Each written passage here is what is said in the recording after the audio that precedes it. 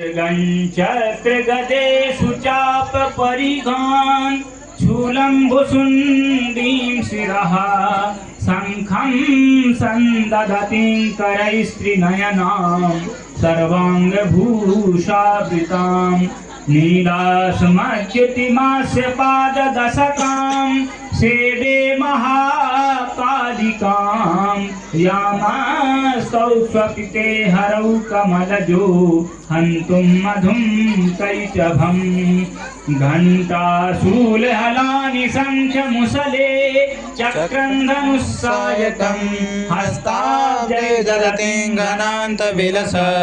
शीतांशुतुल्यप्रभां गौरी देहसमुद्भवां त्रिजगतां मातर्भूतां महापूर्वामत्र सरस्वतीमनुभजे शुम्भादिदैत्यार्दिनीम्।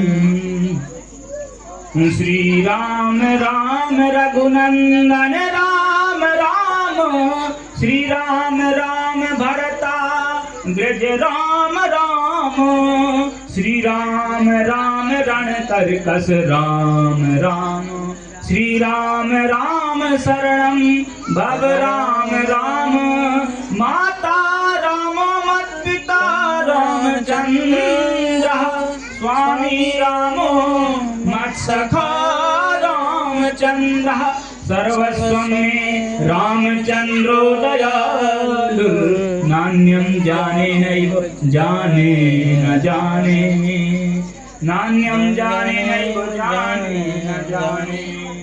बोलिए महागौरी मैया की जय। तो आज माता का महागौरी स्वरूप है। इस स्वरूप में माता सुख शांति प्रदान करती हैं और उनका जो वर्ण है, जो रंग है, एकदम धवल वर्ण है, गौर वर्ण है, इसलिए महागौरी के नाम से जानी जाती है। तो प्रथमम शैलपुत्री च द्वितीयम ब्रह्मचारिणी, जो पहला स्वरूप है सभी जानते हैं, शैलपुत्री पर्वतराज हिमालय की पुत्री, द्वितीयम ब्रह्मचारिणी, तृतीयम चंद्रघंटेति, और दूसरा स्वरूप ब्रह्मचारिणी का है। और तीसरे दिन जो हम पूजा करते हैं तृतीयम, तो द्वितीयम प्रथमम शैलपुत्री, द्वितीयम ब्रह्मचारिणी, तृतीयम चंद्रघंटेति, चंद्रघंटा नाम से माता जानी जाती है। तृतीयम चंद्रघंटेति कूष्मांडेति चतुर्थकम, और कूष्मांडा नाम से चौथा स्वरूप माता का पूजा करते हैं, हम लोग पूजित करते हैं। और आज जो है उसी क्रम से आज महागौरी का स्वरूप है, और कल जो है वो सिद्धिदात्री माता, सभी सिद्धियों को प्रदान करने वाली। तो जो साधक लोग हैं वो इस समय में बहुत घोर साधना करते हैं। हम भी अपने हिसाब से गृहस्थ लोग हैं, गारहस्थ जीवन में जी रहे हैं, जितना समय मिलता है उतनी भगवती की उपासना करते ही हैं। तो अगर हमें माता भगवती की महिमा को जानना है कि क्यों माता की हम पूजा करते हैं, क्या माता भगवान विष्णु, क्या भगवान ब्रह्मा, क्या भगवान शिव से भी ऊपर हैं, तो इसके लिए हमें देवी पुराण, देवी श्रीमद् देवी भागवत पुराण की शरण में जाना पड़ेगा। तो वह पुराण जो है उसमें 12 स्कंद हैं और प्रत्येक स्कंद में अध्याय हैं। उन अध्यायों में पहले अध्याय जो पहला स्कंद है, उस प्रथम स्कंद में माता की महिमा का वर्णन आया है श्रीमद् देवी भागवत में, कि जो माता हैं उनकी जो है बड़े बड़े जो ऋषि मुनि हुए हैं वह तो तब करते ही हैं जो प्रसिद्ध जन्मेजय इत्यादि हुए हैं। जन्मेजय जो महाराज परीक्षित, जो श्रीमद् भागवत की कथा जो सुने थे, महाराज परीक्षित बड़े प्रसिद्ध हैं, सब आज भी उन्हीं की तरह बोले हम परीक्षित बन रहे हैं कथा में। तो उनके पुत्र हुए जन्मेजय महाराज परीक्षित के। तो जब उनकी मृत्यु हो गई, वैसे तो उन्होंने भागवत का पान कर ही लिया था तो मोक्ष हो गया, लेकिन फिर भी पुत्र के कर्तव्य होते हैं अपने पिता की जो है मृत्युपरांत, तो उन्होंने भी बाद में श्रीमद् देवी भागवत का आयोजन किया।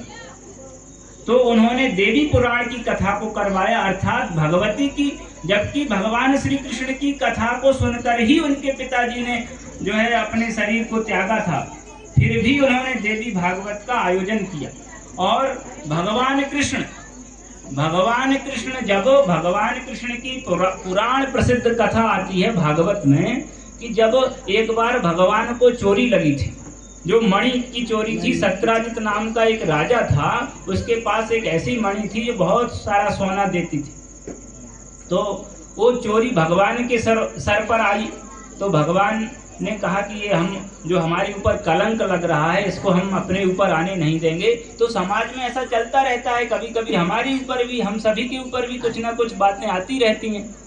तो भगवान कृष्ण उस कलंक को मिटाने के लिए उस मणि की खोज में चले। तो उन्होंने आगे देखा कि आगे वो मणि जो है एक जो राजा का भाई था वो पहन के गया था, उसको शेर ने मार दिया जंगल में। उसने शेर ने मणि ले ली और शेर को भी जाम्बवंत जी ने मार दिया, तो उनके पास वो मणि चली गई थी। तो जाम्बवंत जी से उनका जो है 28 दिन तक युद्ध चलता रहा।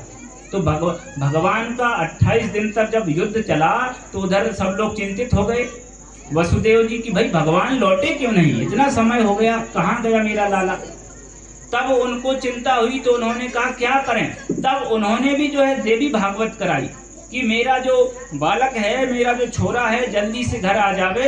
तो उन्होंने वसुदेव जी ने भी जो है श्रीमद् देवी भागवत अर्थात भगवती की उपासना की। उसके बाद व्यास जी को कोई पुत्र नहीं था। जो वेद व्यास जी हैं, जिन्होंने 4 वेदों का विभाजन किया, 18 पुराण लिखे, तो कोई छोटी मोटी किताब नहीं लिखी। इतने बड़े बड़े ग्रंथ हैं कि जिनको पढ़ने में बहुत सारा समय हमारा खर्च होता है, व्यतीत होता है, और जिनमें केवल ये पूजा पाठ की बातें नहीं हैं, उनमें भूगोल खगोल सारा वर्णन मिलता। कितनी दूरी पर चंद्रमा है, अरे हमारे चालीसा में, हनुमान चालीसा में तक ये पता है कि सूरज की दूरी पृथ्वी से कितनी है। तो उनमें सारे विषय रहते हैं। जुग सहस्र योजन पर भानु, तो 4000 योजन पर पृथ्वी से सूर्य है। तो हमारी हर एक चीज में वैज्ञानिकता है कि कौन सी चीज कहाँ है। तो इसके लिए भी जब व्यास जी को कोई बेटा नहीं हुआ तो उन्होंने अपने गुरुदेव नारद जी से कहा। व्यास जी जो है नारद जी के शिष्य थे। तो यहाँ परंपरागत ज्ञान है, एक के बाद दूसरे, दूसरे के बाद तीसरे, ऐसा नहीं कोई अचानक से आएगा और बना देगा। तो पारंपरिक ज्ञान है जो हमारे, इसीलिए जो आज हम भगवती की पूजा करते आ रहे हैं, जाने कितना समय बीत गया।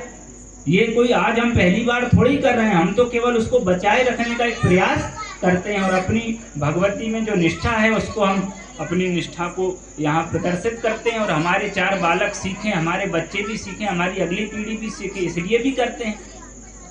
तो इस तरह से जब व्यास जी के कोई पुत्र नहीं हुआ तो उन्होंने एक बार देखा कि गौरैया नाम का एक पक्षी होता है।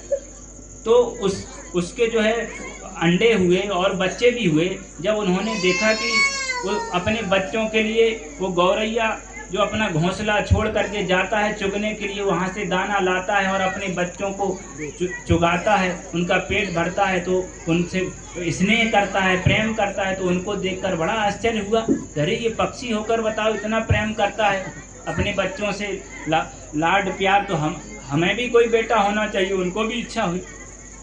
तब उन्होंने नारद जी से कहा कि हम क्या करें। तब उन्होंने कहा कि आप देवी भागवत कराइए। तो देवी जी की इतनी सारी महिमा है पुराणों में। आज तो समय कम है, थोड़ा सा और 5 मिनट बता के आपको। तो ओंकार आप सभी जानते हैं, ओंकार, ओम इत्येकाक्षरम ब्रह्म, गीता में भी आया है। सभी लोग मंत्र बोलते हैं ओम। आजकल तो वो ऐसे चल रहे हैं, वो जो कुछ यंत्र जिनमें बजाते रहते हैं, ओम ओम बोलता रहता है। तो ओम इति ब्रह्मेति व्यजानात्, ओम में जो है सभी देवी देवता आ जाते हैं। इतना वो ब्रह्म स्वरूप है, मतलब न कभी वो उत्पन्न होता है, न कभी नष्ट होता, बल्कि सबको, सारी दुनिया को उत्पन्न करता है, सबको शक्ति प्रदान करता है। ओम शब्द ब्रह्म है। तो आकारो, उसमें जो है 4 अक्षरों की कल्पना की गई है ओंकार में। तो ध्यान से सुनने का विषय है कि जो ओंकार होता है वो 4 अक्षरों से 3 अक्षर हैं और एक उसमें चंद्र बिंदु रहती है ओम में। आज तो हम ओम ऐसे भी लिख देते हैं, लेकिन पहले जो प्राचीन ओम यूं मिलेगा और एक चंद्र बिंदु उसके ऊपर बना रहता है। तो अकारो भगवान ब्रह्मा प्युकारो स्याद्धरि स्वयं मकारो भगवान रुद्रोप्यर्धमात्रा महेश्वरी उत्तरोत्तर भावेन अप्युत्तमत्वं स्मृतं बुधैः अतः सर्वेषु शास्त्रेषु देवी सर्वोत्तमा स्मृता अर्धमात्रा स्थिता नित्यायानुच्चार्या विशेषतः। तो इसमें बताया गया है कि सर्वेषु शास्त्रेषु, जितने भी हमारे धर्म ग्रंथ हैं, धर्म शास्त्र हैं, जो भी हैं, तो उनमें सर्वोत्तमा स्मृता, देवी को सर्वोत्कृष्ट स्थान दिया गया है कि अर्धमात्रा स्थिता नित्या, और जो अर्धमात्रा के रूप में, चंद्र बिंदु के रूप में ओंकार में स्थित हैं, उनको अलग से उच्चारण नहीं किया जा सकता, ओंकार के साथ ही उनका उच्चारण कर सकते हैं। वो कैसे? तो अकारो भगवान ब्रह्मा, जो ओम में आ है उसमें 3 अक्षर हैं, आ है, ऊ है और माँ है। तो जो आकार होता है वह जो है ब्रह्मा का स्वरूप है। अकारो, ये श्लोक कह रहा है देवी पुराण का, कोई ये हम हवा में बातें नहीं कर रहे हैं, पुराण में लिखित प्रमाण लाए हैं। अकारो भगवान ब्रह्मा, जो आकार है वो भगवान ब्रह्मा का स्वरूप है। और उकारः स्याद्धरि स्वयं, और उकार है वो साक्षात भगवान विष्णु है। और तीसरा अक्षर मकार, मकारो भगवान रुद्र, और मकार भगवान महाकालेश्वर है रुद्र। और अर्धमात्रा महेश्वरी, और जो आदि मात्रा है वो महेश्वरी है। तो अतः सर्वेषु शास्त्रेषु देवी सर्वोत्तमा स्मृता अर्धमात्रा स्थिता नित्यायानुच्चार्या विशेषतः। तो इसलिए सभी शास्त्रों में देवी सबसे उत्कृष्ट है।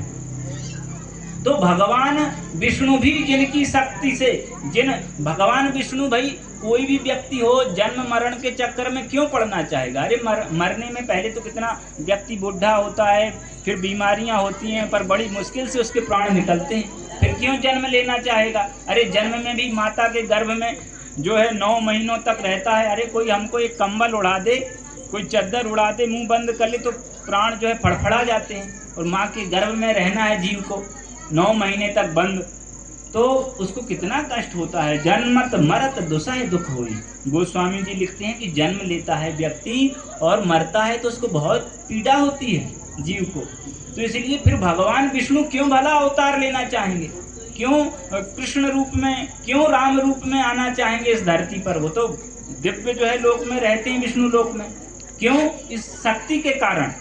उनको, वो भी स्वतंत्र नहीं है, भगवान भी भगवती की सत्ता में जो है आश्रित रहते हैं, भगवती के अधीन है। जो माता चाहती है वही उनको करना पड़ता है। दुनिया तो समझती है कि भगवान विष्णु स्वतंत्र हैं, पर देवी पुराण कह रहा है, श्रीमद देवी भागवत कह रहा है कि भगवान विष्णु भी स्वतंत्र नहीं है। फिर ब्रह्मा और भगवान शंकर की कहे कौन? तो भगवान विष्णु भी जो है देवी के अधीन होकर जन्म कर्म में और यहाँ लीलाएं करने के लिए विवश हैं। तो इसलिए कर्मों की गति बड़ी गहन है, भगवती से प्रेरित होकर उनको भी कर्म करना ही पड़ता है, उनको भी यहाँ अवतार लेना ही पड़ता है। ब्रह्मा येन कुलाल वन्यमितो ब्रह्मांड भांडोदरे विष्णुरेन दशावतार गहने क्षिप्तो महासंकटे रुद्रो येन कपाल पाणि पुटके भिक्षाटनंकारिता सूर्यो भ्राम्यति नित्यमेव गगने तस्मै नमः कर्मणे।